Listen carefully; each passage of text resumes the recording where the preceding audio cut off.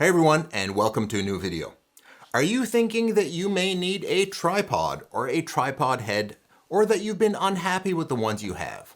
What to get? There's so many types and related equipment. Gimbals, ball heads, video heads, L brackets, big tripods and small ones too. In this video, I'm going to go over tripods and monopods, as well as ball, video heads, gimbals, to help you decide which is right for you, whether you're shooting landscapes, wildlife, or Milky Way photography, as well as teaching you which is best for which genre, features to look for and avoid, and how to use them. If you stay till the end, I'll teach you 3 easy hacks on how to use them, including using a rubber band and an old CD.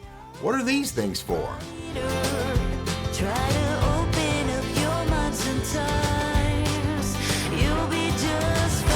Let's get right into this. Now, one of the best accessories to get for photography after a camera and a lens is a tripod. And this video is not sponsored, by the way. This is the stuff that I actually use. Now, why do we need tripods anyway? A good tripod is like a solid foundation for your house. For wildlife or sports, it allows you to hold those heavy lenses for long periods without fatigue. It keeps your camera stable, making for sharper photos. Stability is also important, like long exposures needed to show the movement of water in a waterfall in landscape photography. It also allows you to shoot multiple photos from the exact same position for stitching into panoramas. And for landscape and astrophotography in dark conditions, exposures end up being quite long, up to 30 seconds, for which a tripod is critical. Let's start off with tripods. The 2 main material types are aluminum and carbon fiber. Aluminum is decently light, cheaper to make, and relatively stable. Carbon fiber is more expensive but has a few advantages, like being lighter, stronger, and dampens vibrations better. One rarely quoted but important feature for those of you in cold climates is that the carbon fiber ones are much more comfortable to hold in cold temperatures. The aluminum ones are super cold on your hands when it's cold out. A workaround is that you can get Velcro or foam pads for the legs to provide some insulation, and shoulder pads for hiking with big tripods and long lenses. Here's what those look like. In short, carbon fiber is better if you can swing the higher price, but aluminum will definitely work fine. As for tripods, some come with a head already installed. These are sometimes more beginner or intermediate models, allowing a better price point than buying the legs and head separately. Another type that comes with legs and head combined are those designed for a special purpose, like a video setup, where the sections are specialized for one use. Most intermediate to advanced models usually come without a head, allowing the buyer to customize adding the head of their choice or need onto the legs. There are 2 main types of legs, those with single tubes that can slide up into the higher sections, or those with double tubes which slide up into the higher, wider section of 2 tubes. These are often in 3 to 4 sections, allowing for taller and shorter designs. The 4 and 5 section ones stow away as a smaller package because you can put them all together into a shorter overall length when collapsed, but are more hassle to use. So you have to pick between ease of use versus size when collapsed to decide what's right for you. The double tube versions are popular in video work, being maybe a bit more stable and easy to adjust, but also heavier and bulkier. The mechanisms to adjust the legs are usually a latch versus a twist lock. While the latch can be a bit quicker, I find that they don't last as long and need adjustment to be tight, whereas the twist type rarely need to be adjusted. If there is some slack over time, you can just twist a little further.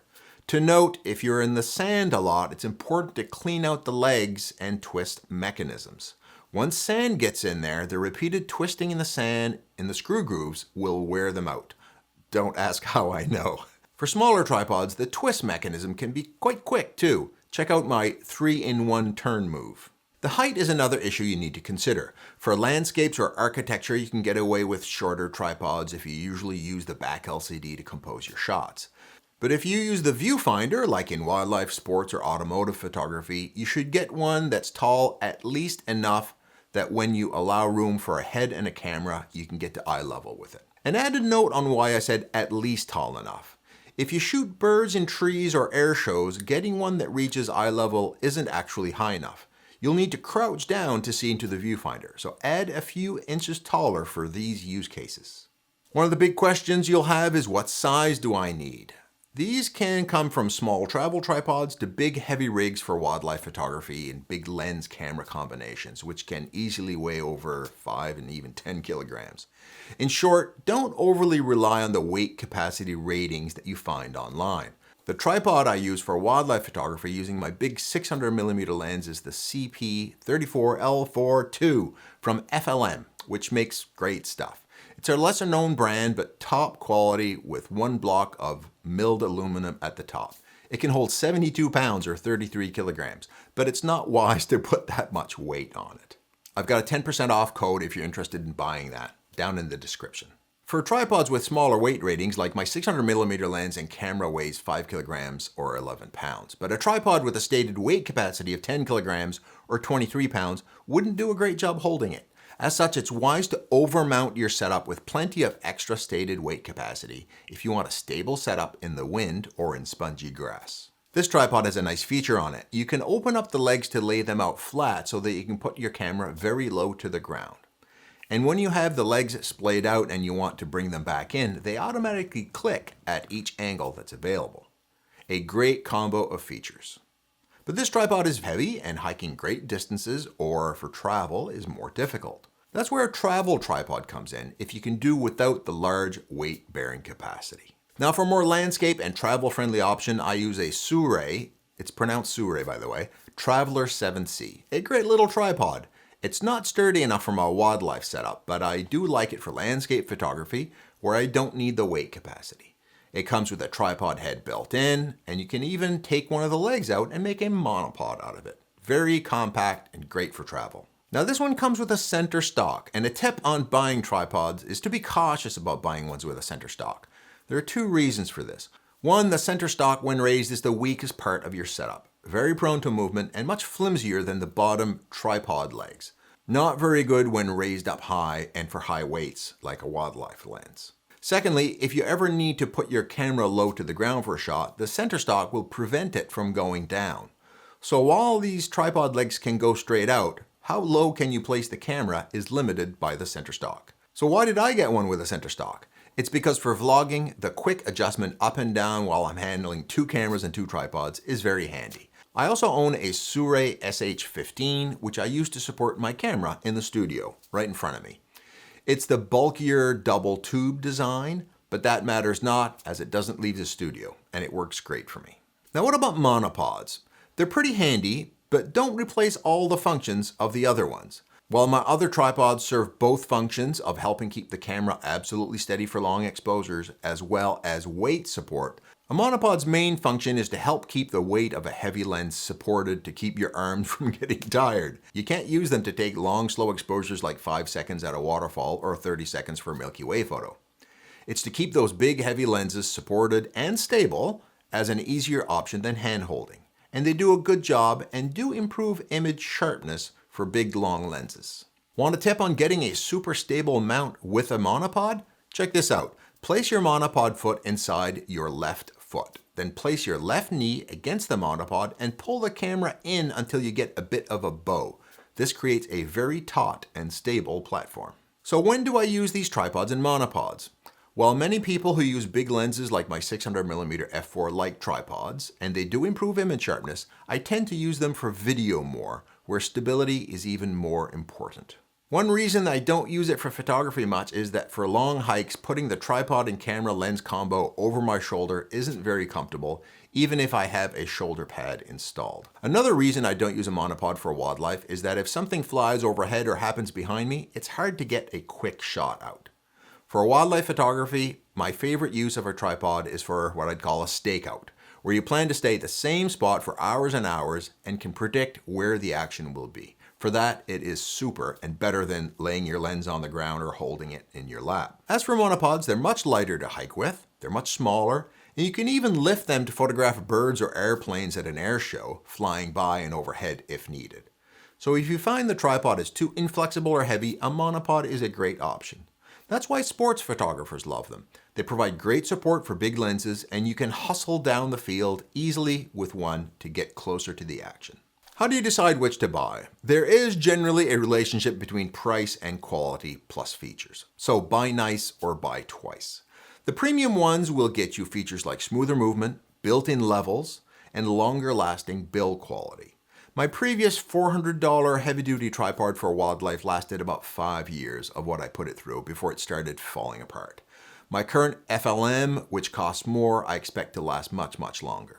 For smaller ones like landscapes, I'd suggest not getting the cheapest department store tripod. Spend more than $100 if you can. Don't forget to check me out on social media, where I almost always include a tip with every post, and you can download my guide for shooting backlit for free if you sign up to my email list. Link below. Okay, now let's look at tripod heads. The first and most popular of tripod heads is the ball head, and for good reason. They allow for a broad range of movement in any direction with one move. They usually have a knob that loosens the main ball. You move and reposition the camera and the lens and then tighten it up again. It's very easy to use. The more premium the ball head, the smoother this movement will be, and the more confidence you will have that when locked down, nothing will move. Most ball heads will have a notch on one side so that the camera can be tilted 90 degrees over to shoot in vertical orientation. But note, on some tripod and tripod head combinations, the range of motion isn't enough to get all the way to straight up and down. We'll solve that later with an accessory we can get. A great feature to look for when you're buying a ball head is a swivel mount on the base with the number of degrees shown. The reason this is helpful is when you want to photograph panoramas, where the ends of each photo need to match well for your software to stitch them together. That way, when your tripod is level, you take a shot, rotate a bit, take a shot, rotate a bit, etc. So get this feature if you want to do landscapes and try panoramas. This one I use is a very big ball head, the K40X by Shure. It has a nice feature where the sensitivity of the adjustment knob to control the ball is adjustable. It's quite heavy, but sturdy. More than most people need for landscapes. So if that's all you do, you can get a smaller one. Why do I have it? I use it on windy nights to shoot Milky Way photos and landscape photos in high wind, and it's very stable. I tend to go out in bad weather. Now, it can technically even hold my large wildlife setup, but I don't use it for that. You see, the weakness of a ball head is that when it's not locked down well, your camera and lens want to topple over. And that's where another type of tripod head comes in, the gimbal. The gimbal is great for very large lenses, and it has a wonderful range of motion that allows it to look up, down, spin around left and right. You can see this is very flexible, but there's more. The way a gimbal works is that it has a clever design that actually hangs the weight of the camera and lens beneath the fulcrum, the place which supports the weight. What you do is you place the lens foot in the clamp and move it forward and backward until it's balanced. After that, if you let the camera and lens go, it self-balances to a neutral point. This is a super handy feature in the field, as you can just let the camera go and reach for binoculars or your phone or anything else. The one I use is the Wimberley, thought of by most as the premium brand. It's expensive, but I expect it will last my lifetime of use. It's smooth and easily adjusted. Recommended kit if you want the best. So this type of head is used primarily with long telephoto lenses like wildlife, sports, or automotive photography. It's not very flexible like a ball head, as it can only go up and down in one axis, so don't get one like this for landscapes. The next type of head is the video head. These are designed primarily for smooth panning, critical in good video work. Video heads differ from ball heads in that they only pivot up and down in one axis at a time, and if you want to go another angle, you rotate the whole upper section. So basically up, down, left, right. Given most video work is done in horizontal orientation, this works fine. But the main attribute of the video head that makes it special is the smoothness of its movement. To get nice video footage, being able to pan around to different views or track movement accurately and smoothly is an important feature. To accomplish this, many of these heads use fluid-filled chambers, which squeeze liquid or oil through small holes, limiting the speed at which it can move, slowing these movements down and making them smoother. For this reason, they're also called fluid heads. You can adjust how quickly they move, as well as how quickly the camera pans up or down. Some even come with a self-balancing feature like a gimbal does, but the physics are a bit different. I have two of them here, the Manfrotto 502 and the Shure SH15. As you can see, they usually have a wand in the back to help control the movement as you track, as video is often not shot through the viewfinder. Now, when would you want one? Well, obviously if you shoot video, but if you're a hybrid shooter, it can also serve for photography for some genres. So if you own one of these, yes, you can use it for photography, especially like wildlife or sports where you shoot through the viewfinder. Now, what about monopods? Should you put one of these heads on them? I recommend not. You can place a camera directly onto a monopod, but I recommend something else. The reality is that for a monopod, which can easily be rotated around left and right, all you need is something that allows you to go up and down. So an inexpensive one-axis head is all I recommend. Easy and cheap. Another accessory related to ball heads are half bowls. These are installed into tripods designed to accommodate them and allow for the whole head to move independently of the tripod legs. I find this super helpful, especially for video. That's because I usually want my video to be level and my panning to be level too. As such, your setup needs to be, well, level. But adjusting legs to be level, especially out in the field when the action is happening right in front of you, is difficult. With a half ball head, a quick loosen move, adjust level, and tighten again, super quick. But for photography, it's much less important. Now there's something else we need to address, where to attach your camera to the tripod. For light setups, attaching your camera body to the tripod is the way to go. Tripods come with plates that attach to your camera on the bottom. Now some brands like Manfrotto use proprietary plates, but standard for most others is called Arca Swiss, which I prefer when possible because I have more compatibility with other devices. For large lenses, they usually come with a lens foot. That's what you should use. If you use the camera body to attach to the tripod and have a big, heavy lens sticking out, the lens mount is supporting all of the weight of the lens. If you attach the lens foot, you have the heavy weight of the lens better supported. Also, the lens foots are designed to spin, so you can switch to vertical orientation more easily. For some lenses with foots, they may not be Arca Swiss, so you either need to attach an Arca Swiss plate, or what I did with my big 600mm f4, I replaced the whole foot with a dedicated Arca Swiss foot. This one is made by Jobu Designs. Remember earlier when I showed on the ball head getting to a straight vertical wasn't always possible? Well, there's a fix for that, the L bracket. This one is by Sunway Photo and attaches to the bottom of my camera, but also has a piece going up to one of the sides. That way, when I want to take a vertical photo like a Milky Way shot, I have a convenient way of flipping the camera to portrait orientation. And I promised you some extra tips about tripod use that you may not have thought about. One is that when it's windy or you're on spongy grass, your tripod may want to move around during your long exposures. Hang some weight under the tripod if there's a hook there or around your tripod head, like your camera bag. If you're taking long exposures in the sand on the beach or in snow, your tripod legs may want to sink down, moving your camera. Bring along 3 old CDs as feet to stop them from sinking in. The hardest part of getting smooth panning action from your video head is the first part, starting. It often starts abruptly, messing up the whole point of smooth action. Use an elastic band around the handle and the absorption of the initial tug will get you a smooth start every time. And finally, remember when I said that tripods with stocks may prohibit from going down low? There's a workaround for that. Some tripods would allow you to flip the center stock upside down. That way, you hang the camera upside down for the shot and just flip the photo in processing. Great for macro work like mushrooms low to the ground. If you found this video deserving, please give it a like and YouTube will show it to others trying to learn about tripods and heads. And I hope that you can use what you learned today to get the right one for you so that you too can get your own unique and amazing photos. I know you can do it.